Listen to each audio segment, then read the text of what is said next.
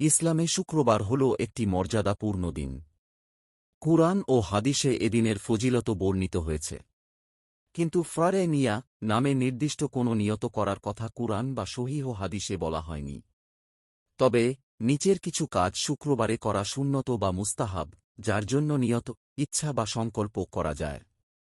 জুমার দিনের বিশেষ আমল ও নিয়তসমূহ। ১. জুমার নামাজের নিয়ত। সাধারণ নিয়মে ফরজ নামাজের মতোই নিয়ত করতে হয়। উদাহরণ, আমি আল্লাহর উদ্দেশ্যে জুমার ফরজ ২ রাকাত নামাজ পড়ার নিয়ত করেছি। ২. গোসল করা, সুন্নত। শুক্রবার গোসল করাটা সুন্নত। এটি একটি নিয়তসহ কাজ, যেমন আমি আজ জুমার দিনের সুন্নত গোসল করব আল্লাহর সন্তুষ্টির জন্য। ৩. দরুদ পড়া ও কুরআন তিলাওয়াত। নিয়ত করে বেশি বেশি দরুদ ও সূরা কাহফ তিলাওয়াত করা মুস্তাহাব। ৪. দুয়া করা, জুমার শেষ ঘণ্টায় বিশেষ দুয়া কবুল হয়।